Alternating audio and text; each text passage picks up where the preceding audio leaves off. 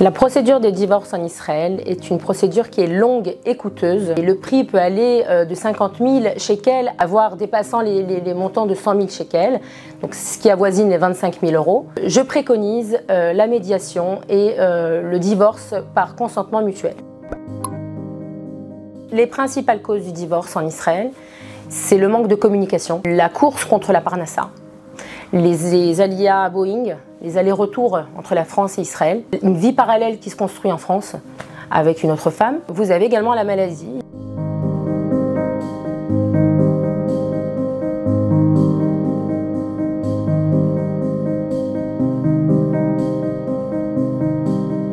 Alors, la médiation, c'est essayer de trouver un accord en mettant par écrit la volonté des deux parties.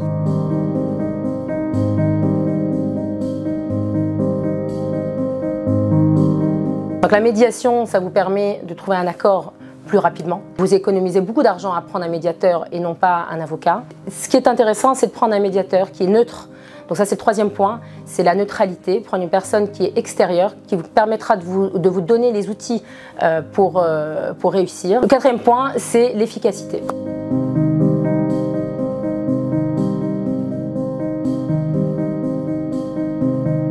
Un eskem shalom bayit, ça permet de régler les problèmes qui surviennent dans le couple. Ce contrat permet donc déjà de sceller l'accord entre le couple. On peut le soumettre au juge, donc au tribunal de la famille, et cet accord reçoit la validité d'un psak din, donc d'une décision de justice.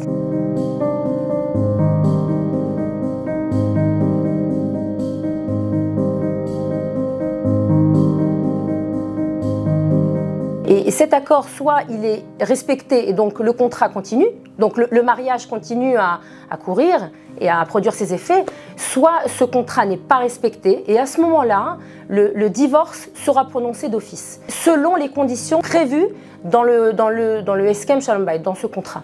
Donc c'est un contrat qui est très intéressant et qui marche et qui permet de sauver beaucoup de couples. Ce contrat, c'est un contrat très important qui n'existe pas en France, qui n'existe qu'en Israël. Il peut être écrit par un médiateur, par un juriste ou même par un avocat. Ça vous permet de gagner du temps, de comprendre tout de suite les problématiques, d'y être confronté, de trouver des solutions et de faire enregistrer ce contrat devant le juge. Donc vous vous sentez obligé de respecter les clauses du contrat pour réussir votre mariage. C'est toute la clé, c'est la volonté de faire réussir son mariage qui fait que ce contrat-là apporte beaucoup de réussite.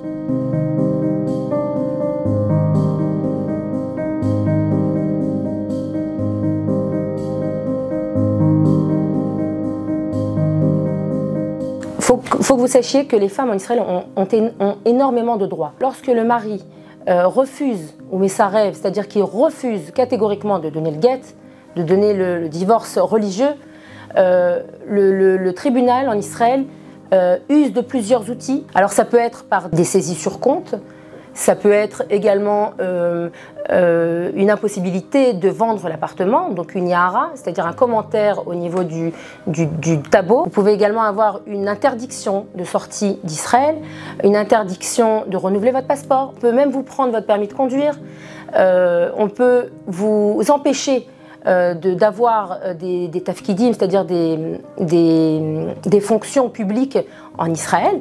Également les mezonot isha, c'est la pension alimentaire pour la femme. Lorsque toutes les mesures ont été essayées par le tribunal et que le mari continue abusivement à refuser de donner le divorce religieux, alors il peut avoir un ma'atzar bayit, c'est-à-dire la prison à la maison. Et puis après, également, il peut être vraiment emprisonné. Une femme ne peut pas rester en Israël de manière permanente, aguna, donc liée par le mariage, sans avoir de divorce religieux dans la main, donc sans avoir son guet. Lorsque vous passez par la médiation, le guet est donné plus rapidement, puisque vous présentez un eskem girushin au tribunal rabbinique. Donc le guet, vous le recevez sous un mois, grand maximum, vous le recevez très rapidement, puisque vous avez mis chacun vos accords par écrit, tout est clair, tout est limpide, il n'y a pas de sentiments et de colère qui prennent le dessus, tout a été cadré et prévu dans le contrat, le guet est donné très rapidement par le mari.